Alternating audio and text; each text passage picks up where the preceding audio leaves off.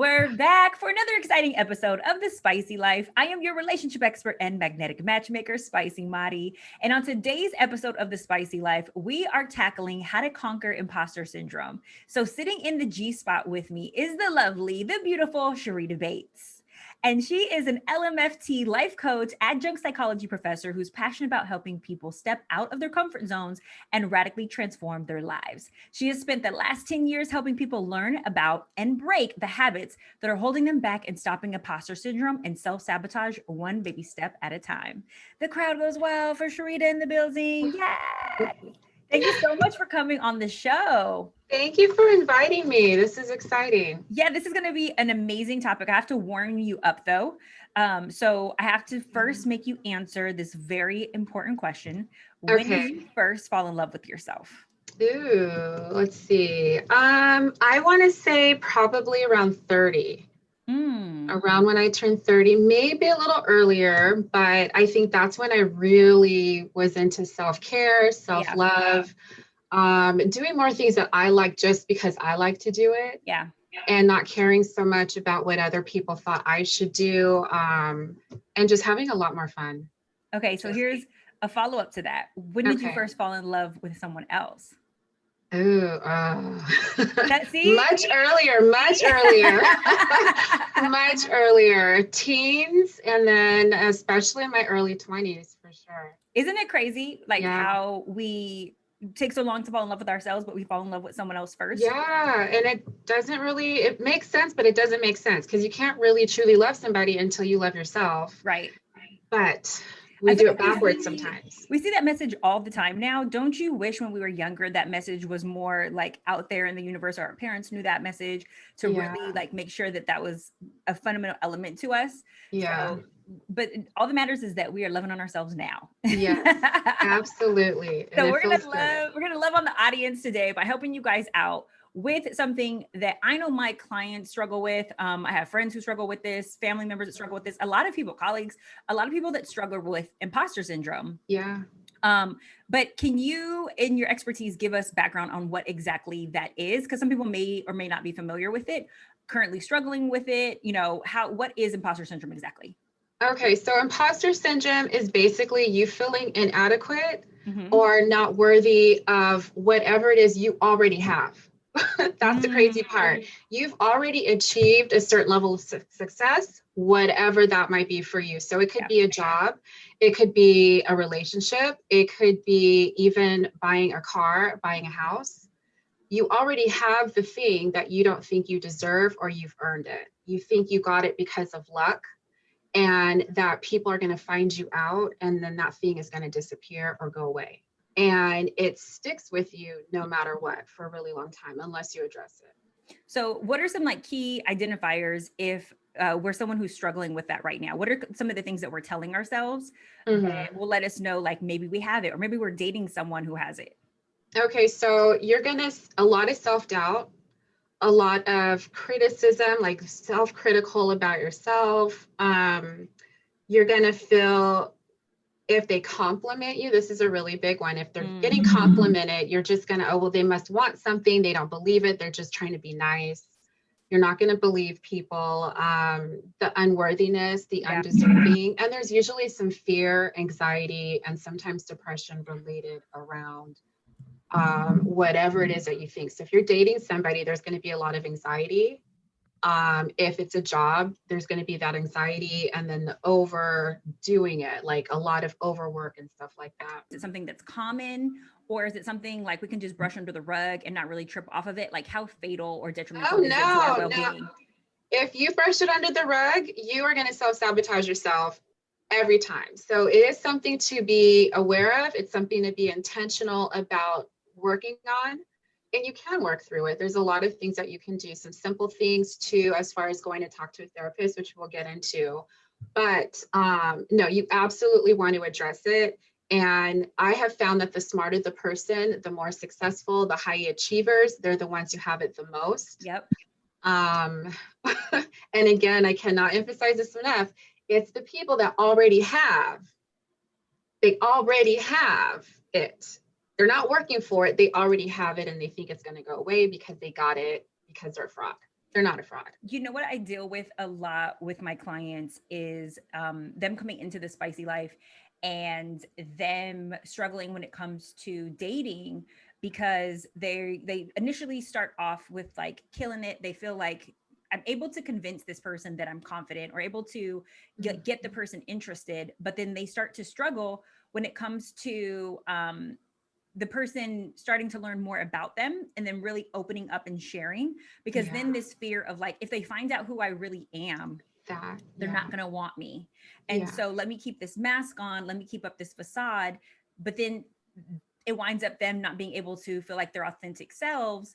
And now the person doesn't really know who they signed up for, and whether there's this real connection or if it's been, created or fabricated based off of, this other version of them. So that is something that I see common. What do you see a lot in relationships when it comes to imposter syndrome? Exactly what you said, except now they're acting it out. So they feel like, if this person knows who I really am, if this person knows how I really feel, how I really think, what I really like to do or what I really don't like to do, they're not going to want me. They're going to leave me. They're going to think I am too much, too little, not enough. And that's going to be the end of it. And so it comes out in so many different ways. So the person who thinks that way, they're also going to show up in the relationship that way. They are going to start believing that the other person is looking at them the same way that they're looking at themselves. And usually the other person is looking at them like, oh, you're so amazing. You're so this, you're so that. And they won't believe it. So now they get the compliment, or this person is like trying to spend this time with them, and they're just like, oh, they don't really want me. But if they only knew, they must want something. Exactly. It's just like this ugly cycle. And they show up, and then the self-sabotage is the part that gets people every single time. For those who don't understand the concept of self-sabotage, what is self-sabotage and how does it show up? Okay, so self-sabotage is when it's usually, again, people have it already. And because they don't believe they deserve it, now they're going to do stuff, usually unconsciously, to make sure they don't have it anymore. So in relationships, this can show up as doing the very things that, if you do these in a relationship, it's not going to work. So starting to be dishonest, probably about stuff that's just not even making any sense. You could be an honest person, but now you're going to start doing these little tiny things, not showing up, picking fights, being self-critical, being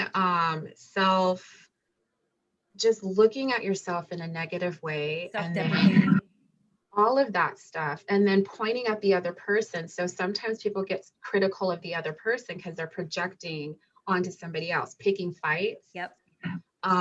Those are some of the things I've seen most often. And it's really sad because the other person doesn't know what's going on. And you tend to see this, like you were saying, in the beginning, they're killing it. Everything is wonderful. And then after they haven't been caught yet, then they start to do these little things. And then those little things turn into big things until it gets too much. And then eventually, if it's not caught, the relationship will end. Wouldn't you say that it is driven by fear, though? It's always fear and insecurities. And what's unfortunate, that they start to manifest. They do. And what you think, what you think, what you put in there, and you can adjust what you think is going to come out in your feelings, and how you feel is going to start coming out in your action. It's just a really sad thing, and it's avoidable. That's the thing. It doesn't have to be that way, but you do have to be aware of it. And then you have to be intentional about making sure that you don't continue to do those things and think that way, so that you do hold on to what you already worked for. You already did this. You're already amazing. You already have the thing. So just be confident that you deserve that because you have it already. So we are going to get into, like you just mentioned, it's avoidable. So I do, of course, want to talk about how to avoid those things. But before we get into how it's avoidable, I want us to not just discuss imposter syndrome, because we just talked about self-sabotage right now and how they're related. But I want us to explore imposter syndrome a little bit more, and what causes it. So like, what's the trigger for it? Are we born with imposter syndrome?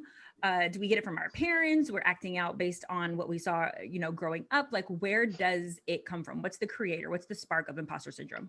There's a few different ways a person can get it. So sometimes it's because now on a new level. So let's say you're a student, you've been a student and you decide, I see this a lot. I work with students all the time. So I see this a lot in therapy where you have a student and now they're graduating and they're like, okay, well, I need to go confer with this person because I don't think I'm a therapist. Mm. You already have clients, like you are a therapist now. That's it. You are it. But they don't believe that. They're still seeing themselves as a student. Somebody will take simple buying a car. Maybe they didn't have the kind of car they wanted before, and now they purchase the car that they want. And so, but they still see themselves as the before person. They don't see themselves as the after. So going to a new level is one of the ways. Your story of origin. I love all of these superhero movies. So we have all these origin movies. So your story of origin is also a really good way to see it. So if you live in a family who are high achievers, again, this happens a lot in high achieving homes, then there's this importance on achieving. And so that just kind of creates the habit of you do all of these things to achieve a certain level. And sometimes people just don't recognize all of the thinking that goes behind that. So they continue to believe that they're not enough. And sometimes you might also grow up in a family where the critical part is a little unbalanced. They're not getting the praise. They're not getting like, you're already good at this. It's just like, you need to do better. You need to do better.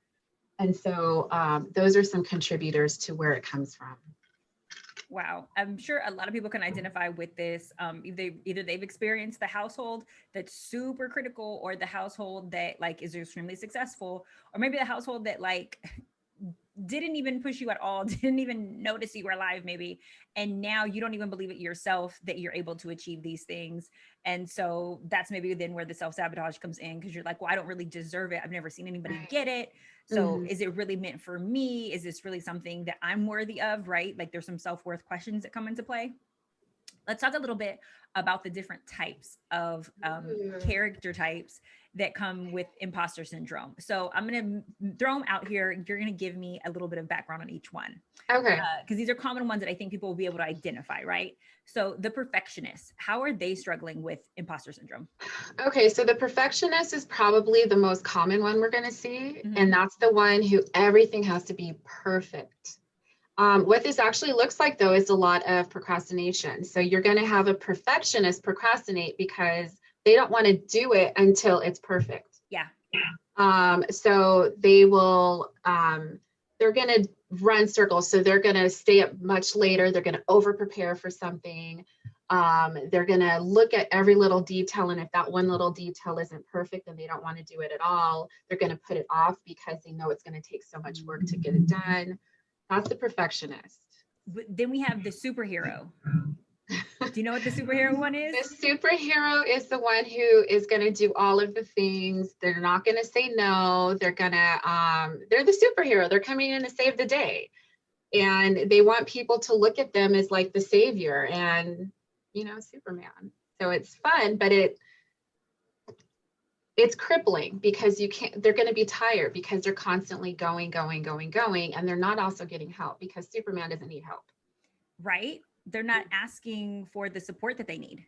They're not asking for support. And when they're burnt out, they're also not saying no. They're accepting it like, yeah, I can do that. Yes, I can take care of that. And they're all things to all people. And so that leaves them sometimes resentful and then also just going to ask that. Does the superhero get resentful at all? Absolutely. Absolutely. See, you guys got to be careful. Okay. The perfectionist, the superhero. What about the expert? The know-it-all. What about the expert?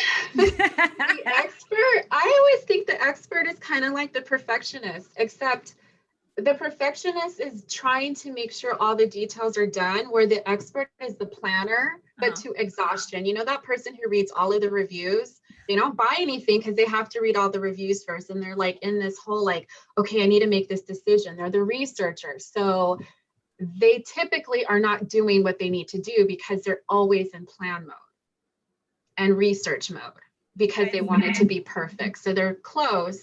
Perfectionist is going to do, or they're going to procrastinate.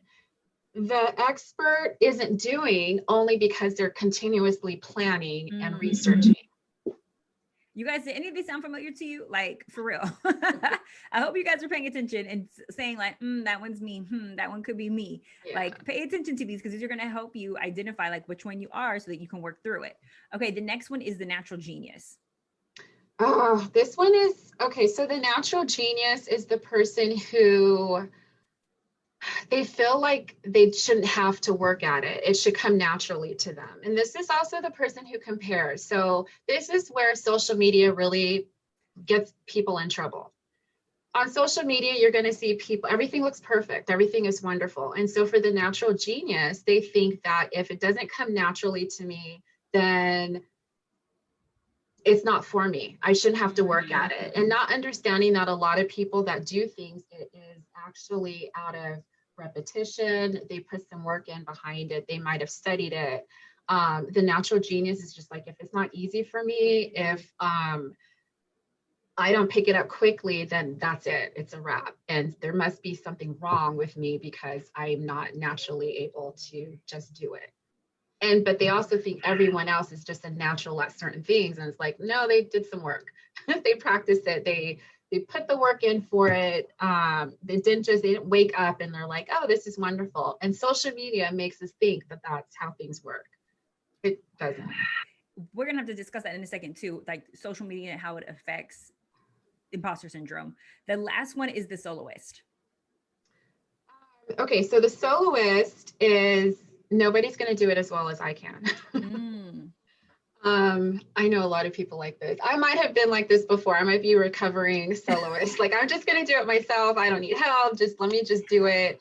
They're not going to do it the way I need to. It needs to be. So it's kind of a combination. Again, I go back a lot to the perfectionists because there's little pieces of that in all of them. But the soloist is the one who wants to do it themselves, but needs help, but will not accept the help. And so resentment is going to fall in here too. Not finishing things because it was harder than they thought, they didn't accept the help, or they're going to get burned out at the end of the day for whatever reason because they're trying to do it on their own. Okay. All of these sound like there's a lot of challenges that come with it, especially if you guys are one of the people who are struggling with this. We're highlighting these so that you can identify which one maybe you are. But you brought up a point earlier, Sharita, about social media. Yeah. I feel like that affects everybody, even if you don't have imposter syndrome. But how does social media and social comparison play into imposter syndrome? How does it affect you directly? Because social media doesn't point out the difficulties people have. Social media is not showing that this person tried 8 times before they actually got it the way they wanted to. It shows the perfect picture. And so even if you're not trying to compare yourself, it's hard not to when you are seeing the things that you want, or you're seeing things that seem effortless and you're over here struggling, or you're seeing the real thing. And so on the flip side, the people that do show that, because you do have accounts where they're like, okay, this didn't work. Yeah. And then the people don't necessarily want to follow that. They're just like, that looks hard. That looks difficult. That looks stressful. Let me go over here where everything is already pretty and perfect. And there's just a lot of comparison, and it's not realistic. It's just not realistic. And so people don't always intentionally say, I'm going to compare myself to this person or this account. But what happens is they internalize that, and then they start acting out in that way. And some of these negative thoughts start creeping in, and they don't understand why they feel a certain way. So it's just really important to be intentional about what you take in. Basically like a mental diet. So if you have imposter syndrome, you want to be very intentional about the diet that you allow in, because that's going to affect how much imposter syndrome is going to be a problem, or how little it's going to be a problem for you, or if you can just get rid of it altogether, which you absolutely can, but it's not going to just go away because you don't like it anymore. You have to actually do some things in order for it to go away. Okay. And we're going to get into what those things are. But I like the suggestions that you gave about kind of like dieting when it comes to social media. I think that that's a good tip right there. So you guys better listen to that spicy tip she just gave you, a gem. Like, we don't need to absorb or consume everything, just the things that maybe are good for us. So don't be afraid to unfollow pages that make you feel a certain type of way, right? And Or that's, people that affect you. or even paying attention. So with a lot of the clients I work with, they're not aware of how they feel. They're not aware of what they think. And that's some of the work we do, is just like, let's pause for a little bit. What do you think? And so if you're going through social media and you're just scrolling, and most people just do it, they're not thinking. It's just kind of like they're bored. So I'm just going to scroll. And so you're not aware of how does this particular account affect you? How do you feel when you're looking at this picture, or when you're reading the story, or you're looking at this quote? And so if people would just take a little bit of time, it doesn't even take a lot, maybe 5 minutes on purpose, as you scroll, just pause and say, how do you feel after I'm looking at this? And then say, okay, you know what? I don't like how that feels. Even if it's stuff that looks like it's supposed to be healthy, if it makes you feel funky, then unfollow, mute it, do something, and just be very intentional about what you allow in. Just like food, if you're going to eat food that makes you feel sick, you're probably going to stop eating it as often because you don't like how you feel after you eat it. So we need to do that with our mental and emotional diets as well. Is I don't feel good when I consume this kind of information, so I need to limit it or eliminate it altogether. Yeah, I had to do that with sugar. I'm like, it's Mm. not the best for me. Though I feel so guilty afterwards, and my body feels drained. It's hard for me to work out, even with alcohol, because that would be, one of my like vices. I'm a tequila girl. Not right now, but but like at a certain point, I was like, I have to take a detox because I don't like the way that it's making me feel, and the way that Yeah. I wake up in the morning, or the decisions that I'm making, even. And so I like this comparison to, dieting and sometimes releasing some of the things that don't serve us. Yeah, and it's hard. I mean, tequila, me and tequila had a horrible, horrible breakup a long time ago. It was on and off. I was like, no, this can't be right. And I was getting too sick. I would take a little teaspoon of tequila and I'm like, why do I feel so sick? And you don't want to. So that's the other part, is being aware that you may not want to. You might love something, you might love it, but how does it make you feel? And if it makes you feel bad, you might have to let it go. Ooh, this sounds like a relationship right here. Well, I'm just saying that sounds like a bad relationship. Okay, so now we're gonna get into like the nitty gritty of like okay. methods to cope with imposter syndrome. Okay. So, what are some methods that you would suggest for coping with imposter syndrome right now? Okay, so the first one, again, I just see this so commonly, is sometimes people they're not aware. So being aware of how are they feeling and what are they thinking. And then I love to do like little cheat codes. So looking in your environment, so this goes with the mental diet, what's in your environment? Are there things in your environment that are going to add to you having more imposter syndrome? Or are there things in your environment that are going to help you accept the identity that you actually have? So again, imposter syndrome is for people who they already have it, but think they don't deserve it. So you already have this identity. Do you want to keep it? So you have to look around you and say, okay, well, what are some things that are going away from it? What are some things that are helping me believe that I do deserve these things? So that's number one. How you can cheat that is sometimes as simple as, this is going to sound so corny. Okay, so nobody judge the corniness. This stuff works. It's going to sound so corny though, but sometimes it's writing little sticky notes of affirmations, but not typical affirmations. So a typical affirmation would be, I am amazing. Okay, well, if you have imposter syndrome, you don't feel amazing. So That part. that is not going to work for you. You need to do an affirmation that you already believe. So some people might call this a bridge thought. So I am, let's say I don't have this, but let's just say I had imposter syndrome about being a therapist. I am a therapist. I didn't say I'm amazing a therapist, because if I have imposter syndrome, I don't believe that yet, but it's a yet. So you say, I am a therapist, and you put that as a sticky, because what you think about, you become. And if you're thinking the opposite, you need to feed yourself the types of thoughts that you actually want to have. So maybe you put these on the mirror in your bathroom, maybe you put these on the refrigerator, maybe you put them on your computer, but you put sticky notes with the thoughts that you want to believe. The other thing is that you ask yourself questions. So a lot of times with imposter syndrome, we're making statements. I don't deserve this. Instead of saying that statement, ask a question. Why do I deserve this? And your brain is actually going to go to work and find the reasons of why you deserve it. You have to be careful though. Do not ask your brain why you don't deserve it, because then your brain will go to work to find all the reasons you don't deserve it. So you have to put it in the positive. Why do I deserve this? I deserve this because I went to school for it, because I just wanted it, because I enjoy it. Whatever the reason might be, those could be the reasons. So you ask yourself questions, not just a statement, and ask yourself the question in a positive way. The other thing is look at the facts. So a lot of times we will go with perception. I think this. Well, thoughts are not facts. So go with the actual fact. You already have the job. So that's a fact. You have the job. You showed up to your job. That's another fact.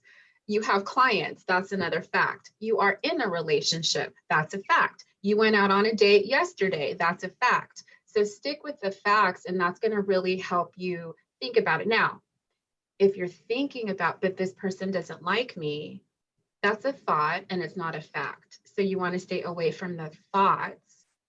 Again, except the ones that you're feeding yourself, the positive ones, and you want to stick with the facts in the beginning. And then it's like a muscle. You're going to get better and better and better at it until you start believing it. I love this suggestion. It's similar to an exercise that I do with my client where if my clients are struggling with this around relationships, I'll make them to two categories, fact and fiction. And they write what that belief is, right? What that belief is that they have. And then they have to label it based on what I challenge their evidence to be, if it's fact or fiction. 9 times out of 10, the things that we believe about ourselves all go in the fiction. Yeah. And I'm like, so you're just walking around believing this thing without any support or evidence, Yes, any analysis, like no data. You just want to just believe this? Come on now. Yeah, my friend and I, we call it the dark, like we're in a dark place. And so if either of us gets into this place of darkness where we're just telling a total story, we're like, well, let's turn all the lights off then. And let's just go into the whole story, into the dark, because it's not supported. And that's the other part, is to find evidence that is supporting where you are. Again, that's going back to the facts. But it's so easy to tell a story until you get used to it. So it's like building a muscle. You start off light, you get heavier and heavier. With repetition, you can do it easier and easier. You don't have to think about it after a while. What do you feel about people struggling with imposter syndrome sharing their feelings with others? Is this something that is helpful if we're struggling with some maybe unrealistic or irrational beliefs? Telling others how we feel about that, is that helpful, or does that sometimes hurt us? It could go either way. So it really depends on the people around you. So if you have a therapist, I am biased to therapy, in case that's not obvious. Get yourself a therapist if you guys don't have one. Everyone should have a therapist. Like, why don't you have a therapist? If you don't have one, why not? So if you have a therapist, the therapist is going to help you with those thoughts.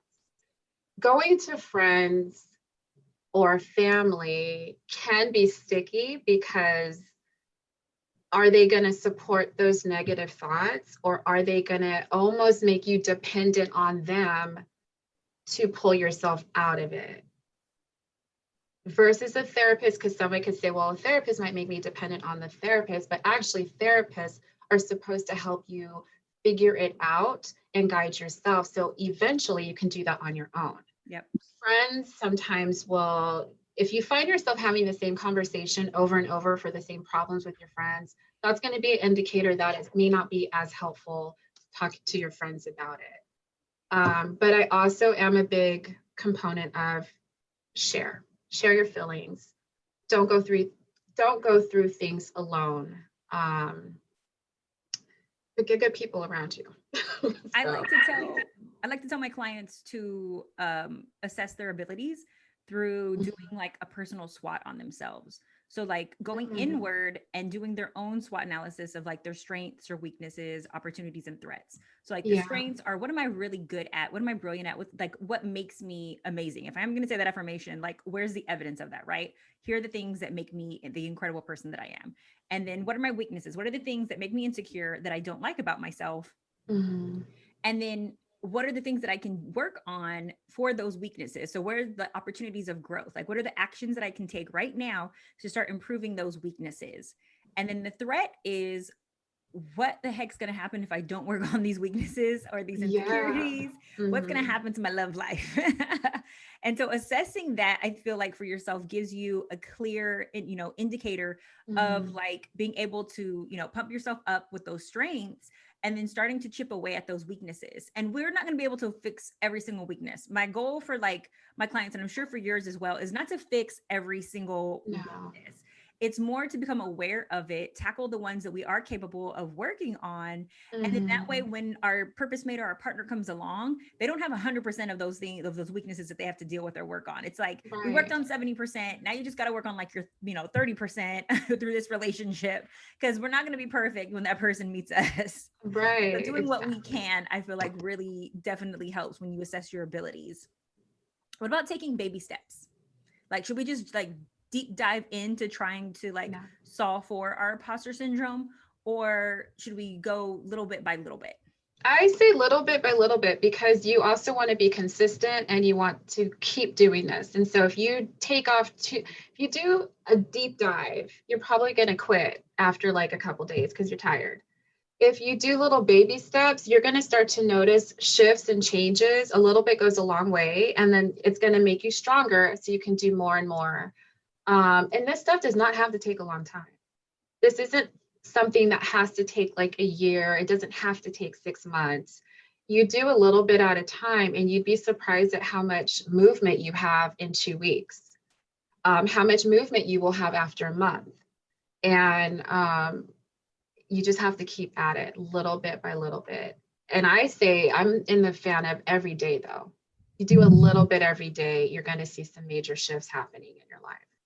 What about the comparison component? What can they do for comparison? So maybe it's not just social media. Maybe they're comparing their accolades to other people's accolades, or maybe Mm-hmm. like the whole factor with, this is not where I thought I was going to be at this age, or with my love Mm-hmm. life, or with my career.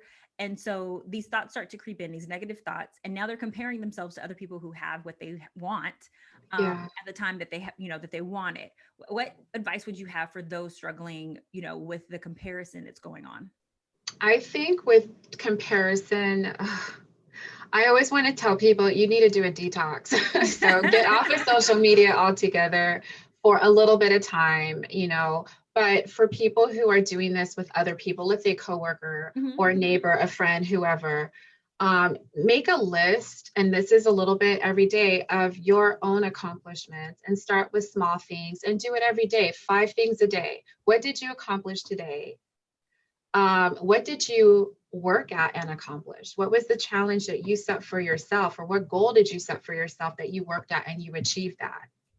And look at yourself. And if you're busy, just like, okay, I did this, it's going to leave you with less time to look at what somebody else is doing. And we don't know what other people do behind closed doors. We think we do, we really think we do, but we don't know what's going on. We don't know the kind of help somebody else might have. We don't know if they're staying up all night because maybe they have imposter syndrome. So, really doing the work on ourselves and being accepting of who we are. Do we need to have the same things that this other person has? Why? You know, asking the questions. Why? Why do we need to have what they have? To stay just really quick on the comparison component, because I Mm-hmm. see this often with um, people who are dating, right? They think Yeah. that, or they have these expectations, of other couples that, well, I see him being affectionate and my man's not affectionate, or the guy who I'm seeing is not affectionate, or this person is extremely financially successful and buying their partner, a ton of Mm-hmm. gifts. The guy who Yeah. I'm dating isn't doing that. Like they're doing this comparison all the time, therefore sabotaging like what they do have, or maybe something that, someone who really cares about them. What advice do you have those people who keep comparing their dating Mm-hmm. experience or relationship to other people's relationship? How can they stop so that they can actually get the person who they Get, want and get the relationship goal yeah. accomplished? They can start being grateful for what they do have. So looking in their own relationship and say, okay, what do I like about what my man does? What do I like about what my partner does? What am I appreciative of? And also, what am I doing for my partner, for my man, so that they're also appreciative. And that's, if we're looking at other people, we're probably not doing things. So I really believe that what we appreciate grows, what you're grateful for grows. And then I'm also in the camp of, are you sharing what your needs are? Did you communicate those? But I just dealt with that today with a friend, actually, not even a client, but a friend who is doing the same exact thing, like the, comparison and, not operating from a place of like gratitude, therefore feeling like, well, I'm going to be, out, I'm going to jump out of this relationship. Mm-hmm. I'm like, wait, before this, I'm liking with the certain things that I'm hearing about this person. Have you communicated your needs to them? Yeah. Because you have these expectations that they're unaware of. And so I'm not an advocate of like shutting down expectations. I actually understand why people have expectations or standards, right? But we are told on memes and all that like expectations mess us up. I'm a firm believer that not communicating your expectations mess you up. So if you're going to walk away, have you had, open, honest communication first and given that person an opportunity first to solve for or try to attempt to meet your needs before we decide we're just going to kick them to the curb? Right. So literally just dealt with this today. It's communication is so big. And I think because we say communication so much, people are just like, oh, it's just background noise. But it's huge. And then also how you communicate the need too. So if you communicate it as a criticism, or a complaint, you probably aren't going to get the outcome you want.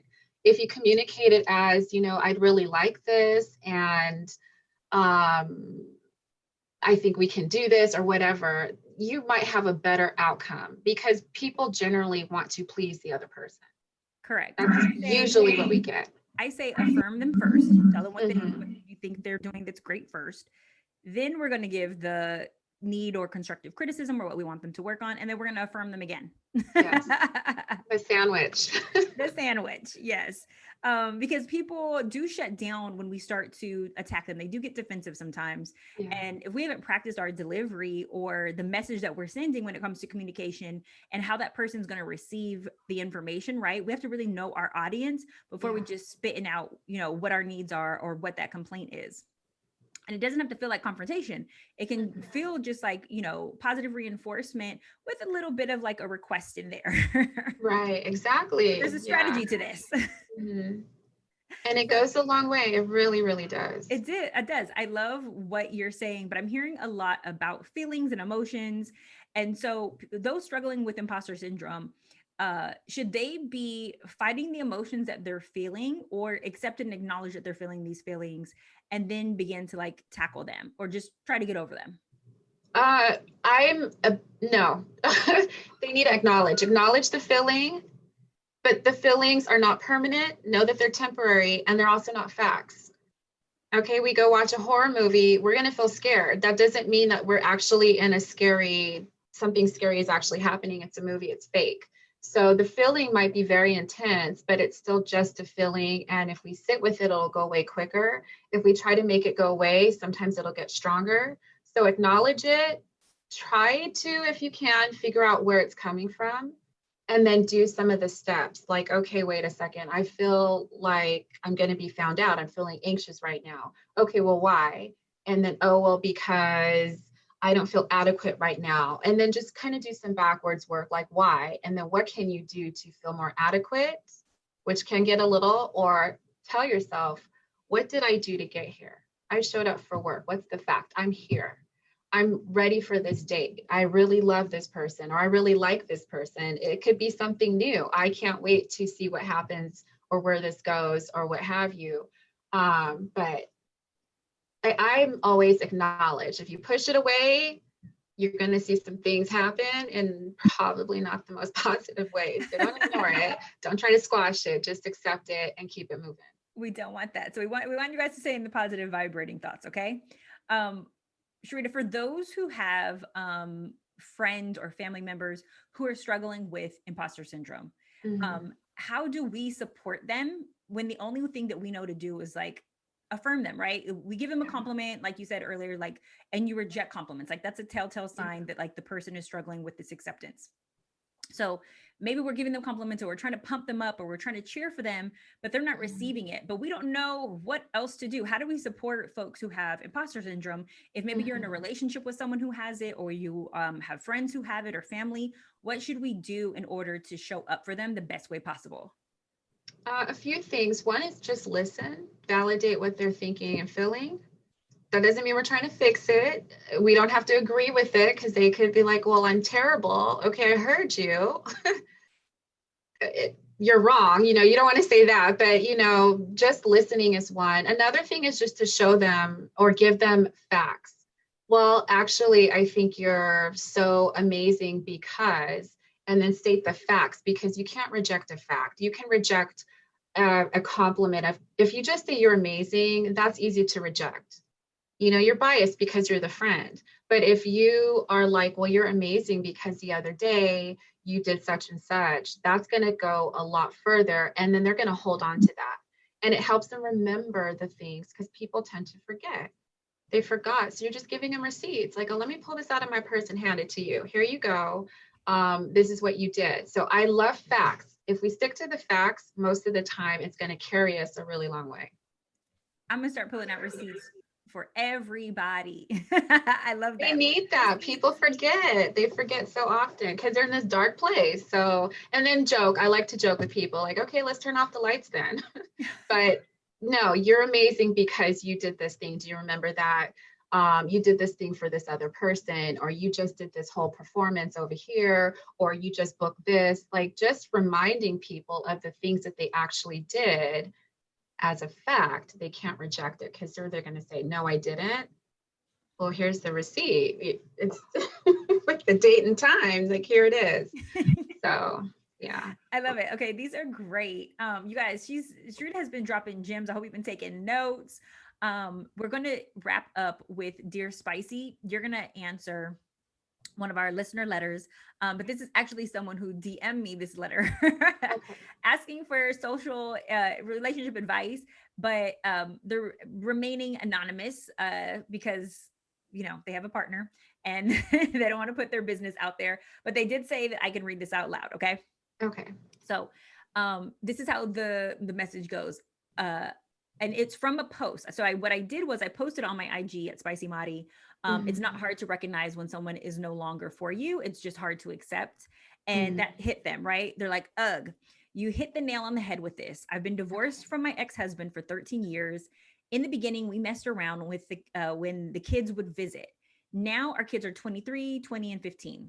We went on vacation last summer and we slept together again. But aside from all that physical stuff, something I've always felt was that if we sat down and had a real serious talk about how we felt, I'd probably give us another chance. He just doesn't do confrontation well, and I don't know what to do. I want to find my life partner, but something tells me he was it. We were together for 13 years. I've known him for 25 plus years now. I think we were too young to know what marriage really was, but I think now that we've given ourselves time to grow, he's the type of man I look for in other men and can't find. How do I move past this feeling and move forward without telling him, because he never makes himself available for this type of conversation? What is our advice to her? Wow. Right? It sounds like that's heavy. a love tangle. Yeah, that's so heavy. So I would start with acknowledging how she's feeling. Okay, so really, and I like to write things down because sometimes they start to shift and transform, and you get this information and now it changes your thoughts. So writing down exactly how she feels about the situation and what does she want. And we're gonna take a piece of paper and write down the middle. What does she want and what is actually happening? What are the facts? Because sometimes the facts are going to answer the question.